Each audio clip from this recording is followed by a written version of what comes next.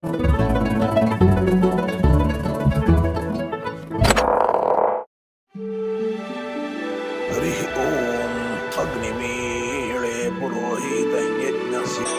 ज्ञानेश्वर माऊलींना अखंड विश्वाची माऊली म्हटलं जातं. साक्षात विष्णू देवाचा अवतार.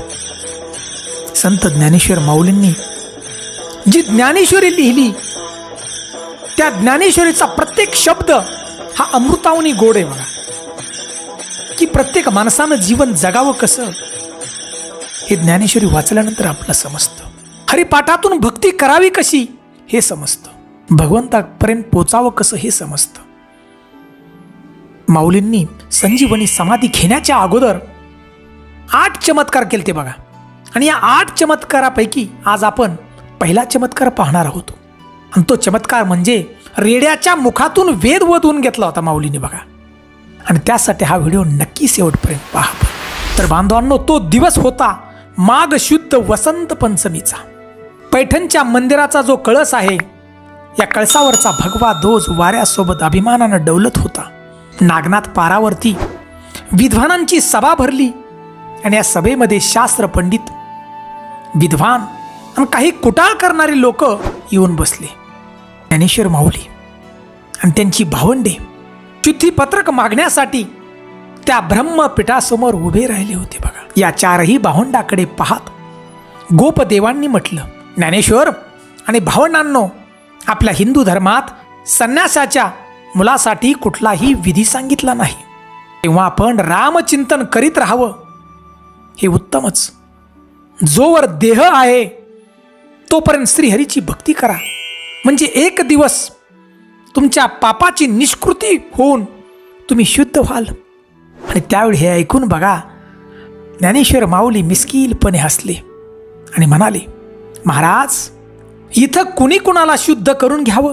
आपण ब्रह्म वृंदांनी आमच्या माता पित्यांना धर्मग्रंथ न चालता देहांत प्रायचित घेण्यास भाग पाडलं, त्यांना मृत्यूदंड दिला आणि आता आम्हालाही शुद्धीपत्रक द्यायला नाकारताय तुम्ही, याचा अर्थ काय? आणि ते ऐकून सभेतले सगळेजण चिडले, म्हणाले, अरे हा पोरगा काय बोलतो आहे? याचं वय काय? यांना द्या हाकलून इथून. आणि त्यावेळेस मुक्ताबाई हात जोडत म्हणाल्या की मनुष्य हा जन्मताच कसा अशुद्ध असू शकतो काका? आणि त्याच वेळेस बघा, तसा एक धर्ममार्तंड उठून म्हणाला, ए पोरांनो, तुम्ही स्वतःला तत्वज्ञानी समजता का काय? तुम्ही याचक म्हणून आलात, किमान वयाचा विचार करून बोला. ज्ञानेश्वर माऊली म्हणाले की ज्ञानाला वय नसतं, वय असतं ते शरीराला. सर्व प्राणी मात्रांचा आत्मा हा एकच आहे का? विष्णू भट उभे राहत म्हणाले, सर्वांचा आत्मा एकच आहे हे सिद्ध करून दाखवतो का? हे आनंदीच्या पोरा. माऊलींनी म्हटलं, का नाही? ज्ञानदेव हसत म्हणाले. इतक्यात बळवंत शास्त्री उठून म्हणाले, अरे तुम्ही काय बांधताय? बघा तिकडे एक रेडा चाललाय. त्यावेळेला बघा रेड्यावरून पाणी वाहत असे पखाला असायची. तो रेडा त्या ठिकाणी चालला होता.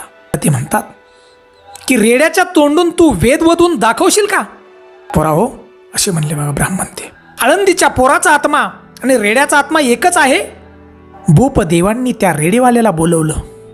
त्या ठिकाणी रेडेवाला आला आणि त्या रेडेवाल्याला बोपदेव म्हणाले, हे रेडेवाल्या, तुझ्या रेड्याचं नाव काय? बघा त्या रेडेवाल्याने सांगितलं की रेड्याचं नाव ज्ञाना आहे. अहो हे शब्द ऐकल्यानंतर सगळी ब्राह्मण मंडळी हसायला लागली, ख्या ख्या ख्या करायला लागली, निंदा नालस्ती करायला लागली. त्या ठिकाणची जी विद्वान मंडळी आहे ती माऊलींना म्हणाले, तुझा आणि रेड्याचा आत्मा एकच आहे म्हणतोस ना, मग या रेड्याच्या तोंडातून वेद वधवून दाखव. बघा वातावरण गंभीर झालं. हे लोक ऐकणार नाहीत हे माऊलींनी ओळखलं होतं बघा. 15 वर्षाच्या बालयोगी ज्ञानेश्वर माऊलींनी रेड्याच्या मस्तकावरती हात ठेवला. सावकाश डोळे मिटले.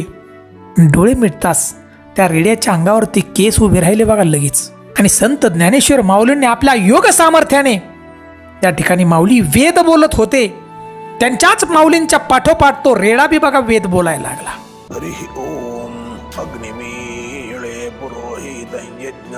आणि हे वेद ऐकून सर्व धर्म मार्तंड चक्रावले. अहो सर्व ब्राह्मण थरथर थरथर कापू लागले. वेद पठण काय थांबे ना.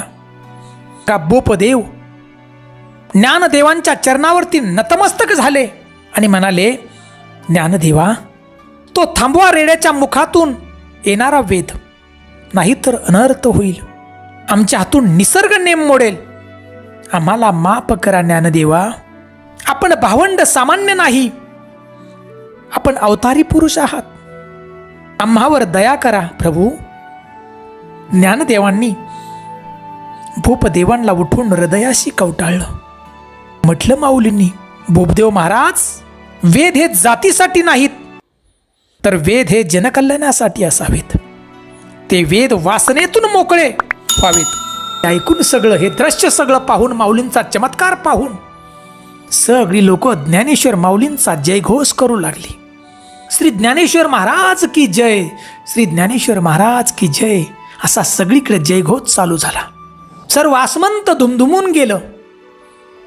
जी विचार करा बांधवांनो, हे सगळं सत्य लिहून ठेवले सगळं ग्रंथामध्ये. माऊलींची ताकद. अखंड या विश्वाच्या कल्याणासाठी माऊलींनी ज्ञानेश्वरी लिहिली, हरिपाठ. संजीवनी समाधी माऊलींनी घेतली. 700 वर्षाचा काळ जरी निघून गेला असला तरी माऊली आजही त्या ठिकाणी बघा. दररोज आपण ज्ञानेश्वरी वाचली, हरिपाठ वाचला, जीवनातलं प्रत्येक येणारं संकटाचा नाश होतो बघा. एवढी ताकद हरिपाठामध्ये. जसं वज्र असतं कठीण, तसं वज्राप्रमाणे भक्ती आहे. भक्तीचा वेढा तुम्हाला पडेल. एक ताकद तुमच्या